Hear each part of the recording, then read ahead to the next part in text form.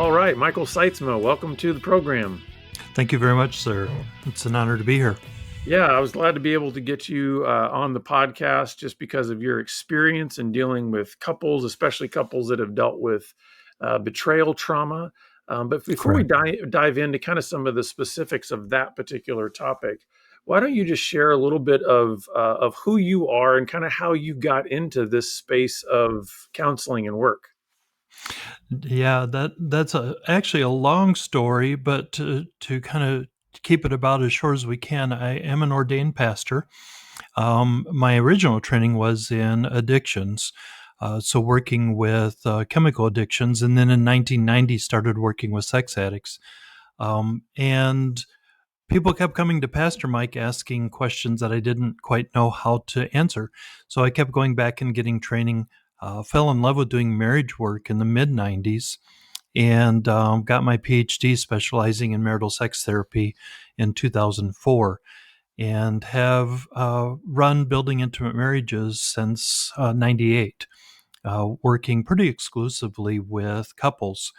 About 70% of them post affair or post sexual kind of trauma. hmm Yeah, so a lot of times when we have a conversation like this, or when I invite a guest on, and we're going to be talking about betrayal trauma and kind of couples recovery from that, it's easy to jump real quickly into, okay, how do you start working on restoration?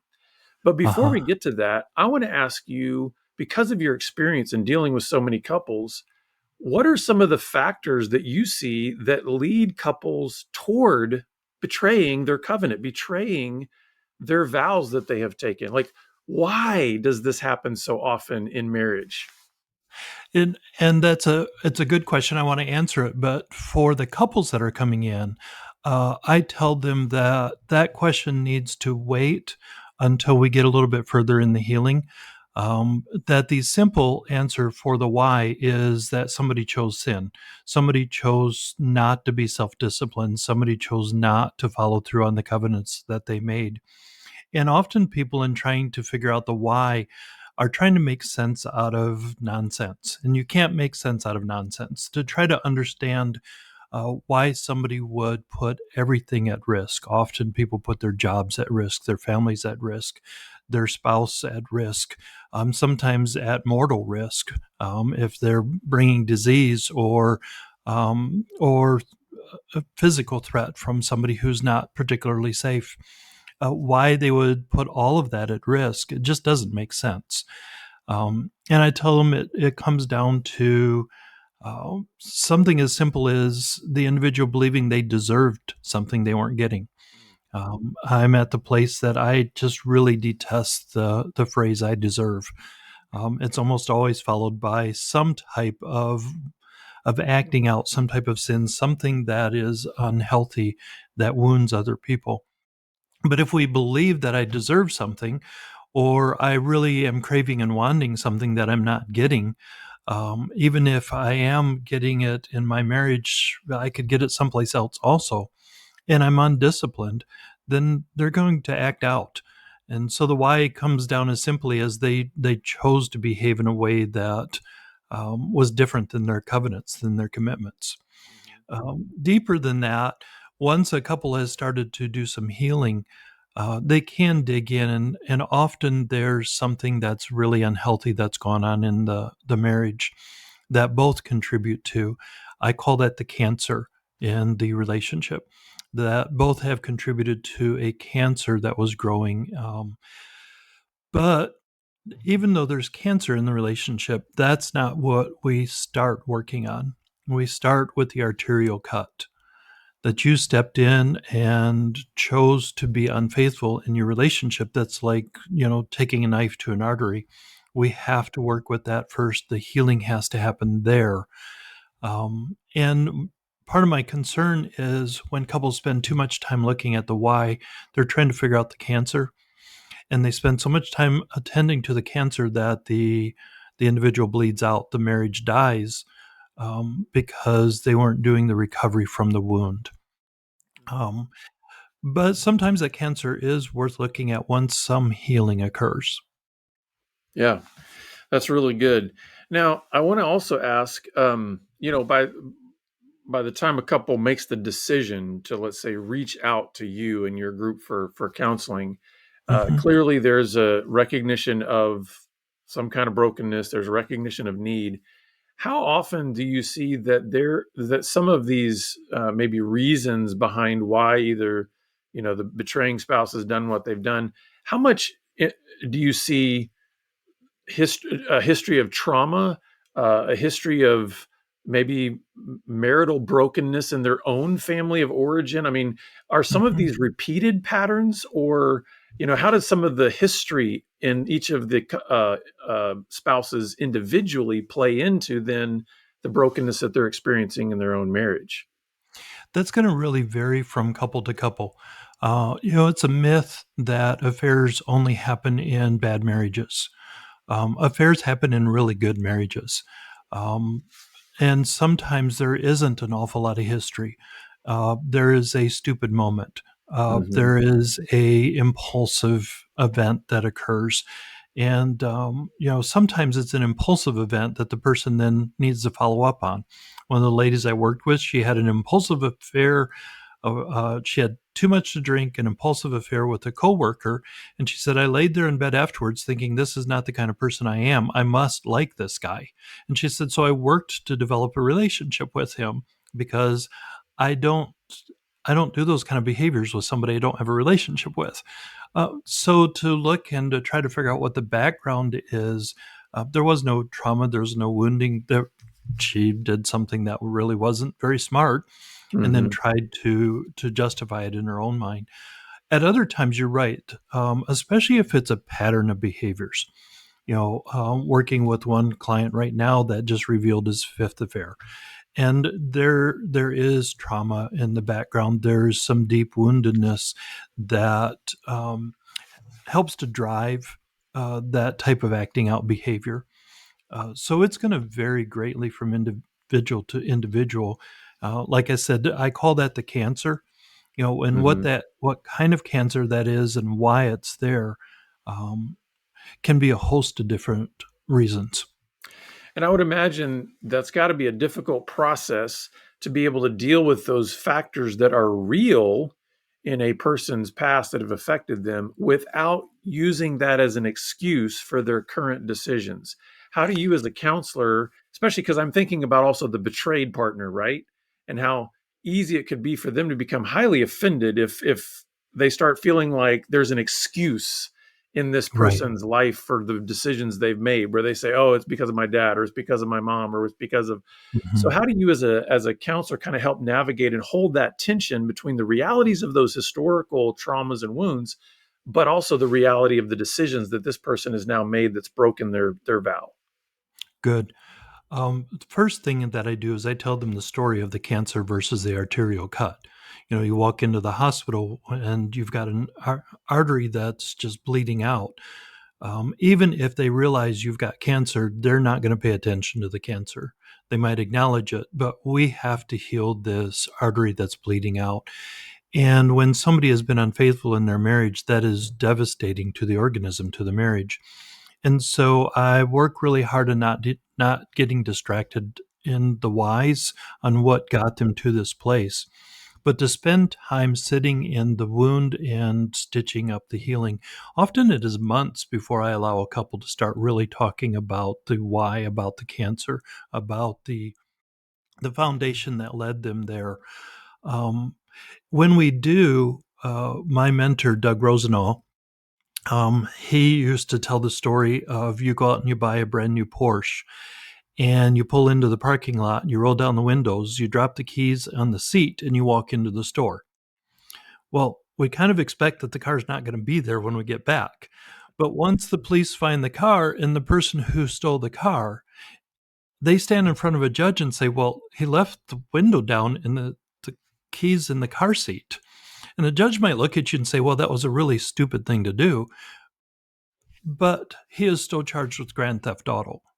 He is still responsible for the crime, for the sin, for the offense that he committed. It doesn't matter what the foundation is or what the reasoning. Many times I listen to why people have an affair and I think, oh, that makes sense to me, but it still doesn't excuse it. they Mm. still chose to not be disciplined in their behavior. Yeah, that's really good. So now let's dive in. This couple has come to you, and I recognize that a lot of what we're going to be talking about here, Michael, there's going to be, you could probably answer every question. Well, it depends on the couple, right? So I recognize that every situation has a uniqueness to itself because each individual in that marriage is unique, and that marriage itself is unique to other marriages. But But there I are think we could patterns. but I think we'd also argue there's patterns, there's principles, right? Mhm. That kind of are overarching in this whole restoration process. So take us through what you seek to do with a couple that, number one, says we would like to pursue restoration. I think that's key first, right? Because, and maybe that's the first question I should ask you in this process is how can you tell, how do you know maybe if restoration is even possible for a couple? Like, what are the key foundations Mhm. for that even being the track that a couple takes? Well, first, I will say that, I joke if you want to get a couple of therapists arguing, ask them how to do affair recovery, how to heal from sexual woundedness, because we all have a path that we like and some principles that we will live and die over. But for me, couples come in and actually a number of times a couple will come in and one is not repentant, not ready to work on it, still caught up in the lies that they're involved in. And I am one of those therapists that I'm happy to work with that. I will sit with you while you figure out whether you want to be a part of this or not, and and to draw them in and try to help them to sort it out. Um, Once they decide, I am definitely want to work on the marriage. We want to heal the marriage. And it could be the wounding or the wounded spouse who is hesitant. But once they both are mostly on board, I'm starting to assess for two major things. For the wounding spouse, I'm looking for a level of contrition, one of my favorite words. Contrition is that I come into it with a sense of repentance because I realize I did something wrong, and it's a type of penance almost, a sense of remorse. If there is a contrition on the part of the wounding spouse, we're off to a really good start. If not, I know I have my work cut out for me because I need to help them to get to a place that they are not minimizing the wound that they have created, that they are acknowledging this was outside of the boundaries of what they covenanted to in the relationship, and get them to a place that they can say with an authenticity, what I did was wrong and caused an enormous wound.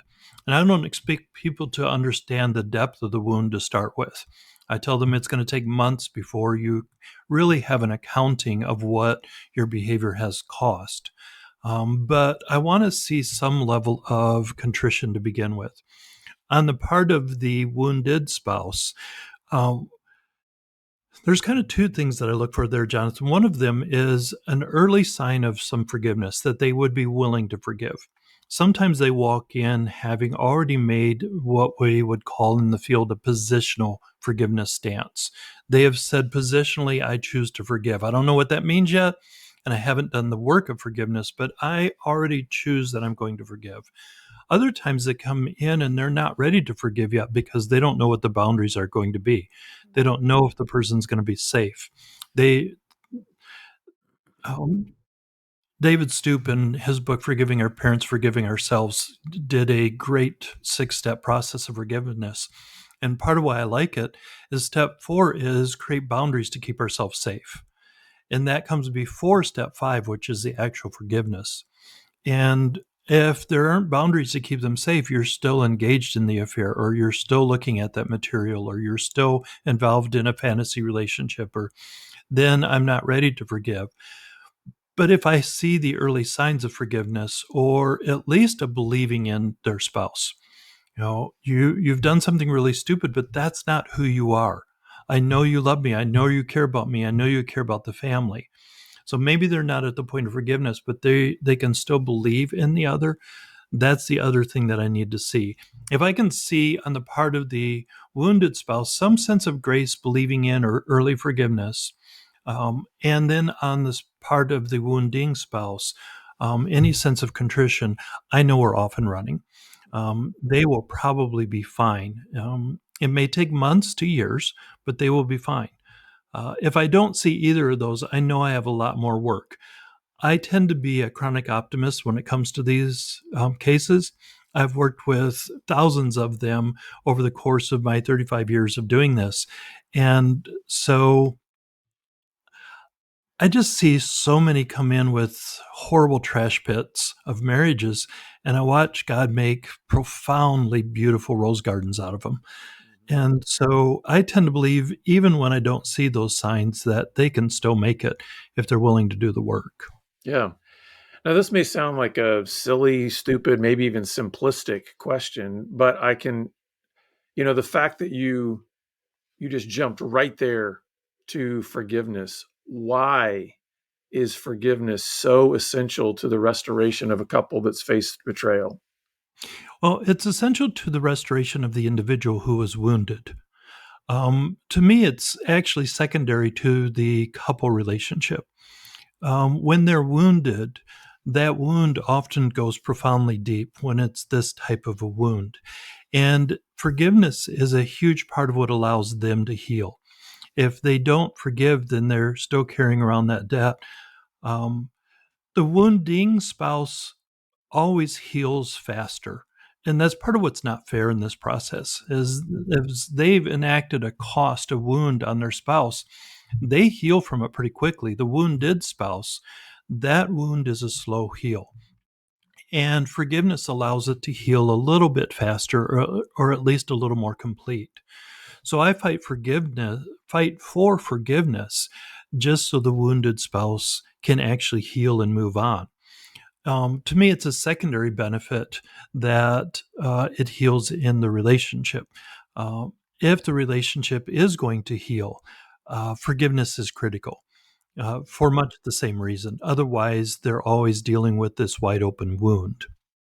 Can you talk a little bit more about how forgiveness and boundaries are complementary, not contradictory?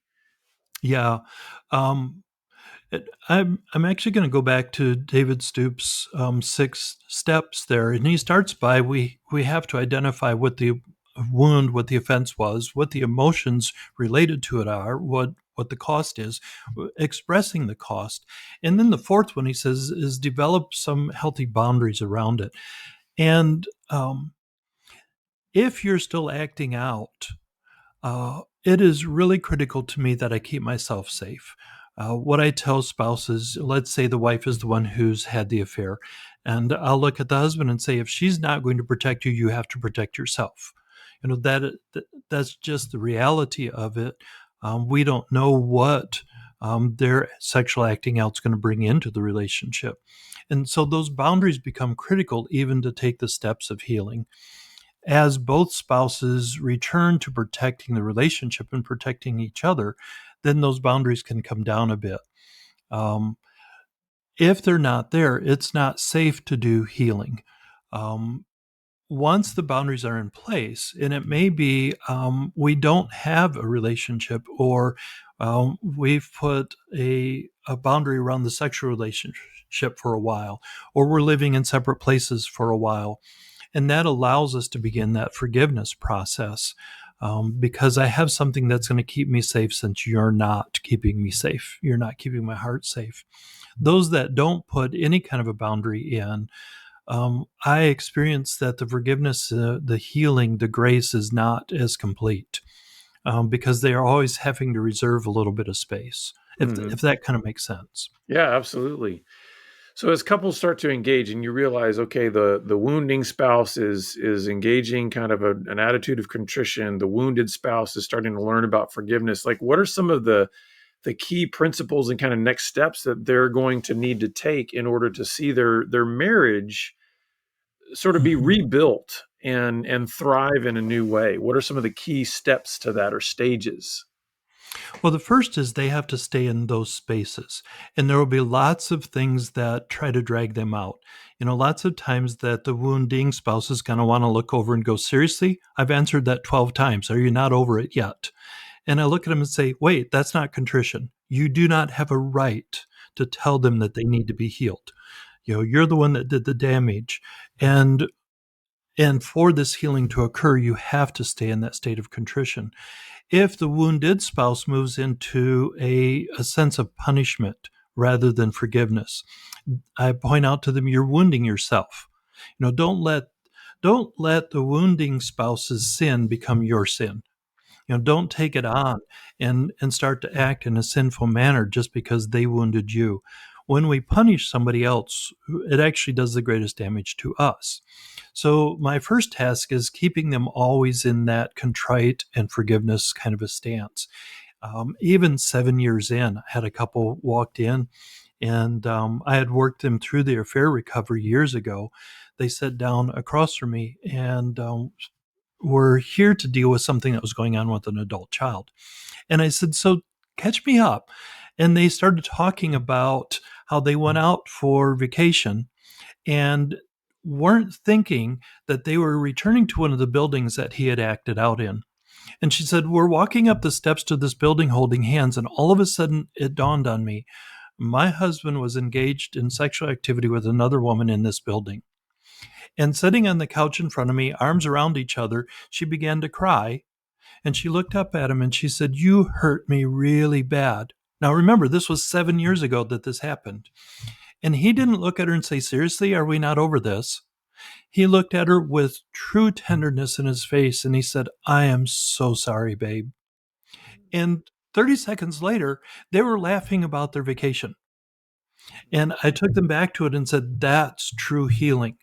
She can still experience the wound that you inflicted on her, and she expressed it to you with a grace and a forgiveness, and you stayed contrite, which allowed that healing to be complete once again 7 years later. And the task is, how do we keep couples to where they're kind of sitting in that space? The wounded or the wounding spouse cannot minimize the cost. Many times, well, it wasn't that bad. It was to them. Well, I have some justification for it. No, that minimizes the cost. So keeping them in the place that they acknowledge that the wound they did was really huge. I tell them, you took out a debt in your spouse's name they did not agree to. Now you cannot pay off the debt. They have to pay off the debt, plus all of the interest. You don't have a right to look at them and say, get over it. It's going to be a long time of them paying off the debt and the interest that you incurred in their name. And if you don't acknowledge that, it's a lot tougher for them to heal. When you acknowledge that it was really profound what I did to you, it makes it a lot easier for them to forgive and to move on. Um, to go back to your first question, I think part of healing too is keeping them from getting stuck in the whys, because, like you said, it easily moves into a blame game, and that's not helpful. Once they start to heal, and there's a true state of contrition and there's true forgiveness, then it's often easier for them to sort through, yes, I did contribute to this part of the relationship, um, and not feel ownership for the wound or the wounding, but ownership for the foundation that was in place that the wound grew from. Um, Many times that's an important piece. I think the greatest thing, though, that I help couples to do is to reverse the patterns. And I'll use that language with them often. When we've been wounded, our trauma brain doesn't doesn't store the details as much as it stores the pattern. And people forget that the patterns re-traumatize us, and the patterns are triggers. Had one husband, he said, I went out to Walmart, told her I'm headed to Walmart because I need to pick something up. And he said, I got there and they didn't have it. So I went over to the drugstore and they didn't have it. So I went over to the hardware store. And then I came home and my wife was totally freaked out. He said, I didn't understand what I did wrong. And she's like, you lied to me. You were someplace that you weren't supposed to be. And he said, it's not a big deal. And I interrupted him and said, it's a huge deal. Because what happened in the affair?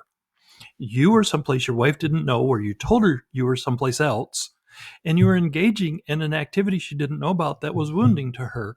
All she knew is you went someplace that you didn't tell her, that her unconscious brain, her trauma brain, recognized the same pattern, and she freaked out. Understanding that we have to reverse those patterns. So you have to be ultra transparent to her for a while. Or the wife that kept the relationship hidden, and through her text, she has to keep those ultra open for a while. That I had to be the detective to find out what was going on in your life. Okay, we reverse that pattern. Every day you sit down and you go through Fanos, you go through some kind of a here's where I'm at, here's where I'm at in my healing, or here's how I've stayed faithful to you, that you're bringing the information to them. If a potential affair partner or a past affair partner reaches out to you, the first person that knows immediately is your spouse. So you're drawing them into the middle of the relationship. Whatever the patterns are that contributed to the acting out behavior, or were a part of the acting out behavior, we have to identify those and flip those in the relationship. All of that allows for it to heal. Yeah. As part of this overall kind of restoration process, how important is uh, increasing one's like emotional intelligence and just being able to communicate emotions, to understand emotions, to identify emotions? And I'm in some ways I don't want to be too stereotypical, but I deal a lot with men, and Uh there's a huh. huge deficiency in the emotional quotient, let's say. How important is that to this overall, not just restoration, but really the rebuilding of a thriving relationship? Yeah. Because the reason I ask that, Michael, is because um, I see so many times in our ministry that some of the factors that are part of betrayal in a marriage is the fact that there's a loss of knowing how to actually connect at that Hmm. deeper emotional level with their spouse when they've only really known how to kind of be functional with each other. Hmm. They know how to be good partners in finance or good partners as parents. But in terms of actually knowing how do they connect their hearts, that's Right. usually an area that's easily drifted. So how important is that in this process? Um, I would shift the language to how valuable it is. It's extremely valuable. The issue comes in when sometimes I'm assessing the relationship and it's never been there, and some neurotypical or neuroatypical brains are really struggle with connecting emotionally, and asking your spouse to connect emotionally when their brain's hardly wired to do it is a longer task. And we have exercises in therapy that we can walk people through that teach them the skills, because, like you said, it's really valuable. But part of what I love about working with these kind of couples is we've just witnessed a huge explosion in the relationship. It's torn everything apart, and they have the opportunity to come back together radically different than how they've ever been. And helping the wounding spouse to sit in the pain of the wounded spouse and to really empathize and care. And you're right, often that means as therapists or as coaches, we are really guiding that process and teaching them the skills to where the wounded spouse feels like I was heard. I always point out you will never fully understand each other's position. You'll never fully understand why your spouse acted out sexually. You'll never fully understand the depth of the wound that you caused, but we can get pretty close as we empathically connect with each other. That allows for a healing that's far richer. It is extremely valuable. However, I would want to say that it's not critical. I've watched couples really heal well, even when one spouse struggles to have some emotional connectivity, um, because they are able to say the words, they're able to follow through on commitments, they're able to show self discipline, they're able to prioritize the relationship and the spouse. So even without that rich emotional connection, they can still heal really well. But it is, you're right, very valuable. Well, it isn't that the beauty of how God has designed a man and a woman to come together in marriage is Uh that huh. there's no such thing as like, okay, there's the picture right there. Look up on the wall. That's what the Right. perfect couple looks like. It's like, no, it's there's so much dynamic to it. So Yes. before we wrap up our conversation, there's one other key area that I want to ask you about because I'm sure you've seen this in all of your experience. what are some of the key dangers to watch out for or pitfalls that couples can run into, or maybe just obstacles that they're going to run into as they seek to do this really hard work of Mhm. restoring after there's been betrayal in the relationship? I think expecting their spouse to know their mind. I expect you to know how wounding it was to me, or I expect you to understand how difficult the temptation was and why I fell. Our spouse will not ever really fully understand us, nor will we fully understand them. If they need to do that before they can heal and move on, they're going to stay stuck. Um, the hopelessness that is a part of the process, that you're not healing fast enough. I don't think you will ever heal from this. And I always look at them and say, well, maybe they won't, but why would you bail now? Let's stay present and allow them to come back to the table. People often forget to let each other be human. You just deeply wounded your spouse. They're going to have very dark days. They're going to have good days. And some days you're thinking, we're both going crazy. Don't lose hope in that process. Because as you continue to lean in and you allow each other to be human, allow your spouse to grieve the loss of a relationship that shouldn't have been. That's a human thing. It's important. Horribly painful, should not have occurred, but they're grieving the loss of relationship. You're grieving the loss of what should have been, what was covenanted. You're going to have bad days just like any grief. And so allowing each other to be human, not to give up on hope, but to hang into, you know what, next week will be better. Next month will be better. We will slowly figure this out. And we're not going to give up partway into the process. Um, I, I, I also would say it helps to have, and this is tough in our culture, but it helps to have some trusted people that know the story. That, in those days that I really don't like you for what you did to me, or I really don't like you for how you're treating me now that I did this to you, I've got somebody that I can call up and they commiserate with me and then point me back to the relationship. Um, sin is bigger than any of us individually, and we need to have support, whether that be a coach, a counselor, a therapist, a support group, or just a couple of good friends who know the story, who believe in our marriage and believe in our spouse. Yeah. Well, as we wrap up here, Michael, what are just some final, just kind of words of encouragement and hope that you would give Mm, to the couples out there that are saying, "Hey, we're trying to navigate this"? And then also, what are some resources that you could point them to that might be helpful? okay. Um, God's sense of timing is very different than ours. It irritates me to no end. He made a promise to Abraham, and it was what, 500 years later before he started to fulfill it. Um, I want healing to occur today, now. I want to be fixed now. I want my heart to be okay now. I want you to not experience the wound that I caused to you now. And it doesn't work that way. It often takes years to heal. So I would tell people, be patient and allow the healing to occur. That healing process is rich and profound. And that's where we learn, the wounding spouse learns contrition and repentance. They learn a sense of brokenness that nobody should have to learn. The forgiving spouse has to forgive, has to extend mercy and grace. They have to learn to believe in somebody who wounded them. Those are rich skills. They're rich characteristics that take time for us to learn. So I'd invite them to be patient in the process, would be and have hope, because almost all the couples I work with go on to have far better marriages than they did going into the wound. In terms of resources, I'm really excited that my first book is now out, Secrets of Sex and Marriage.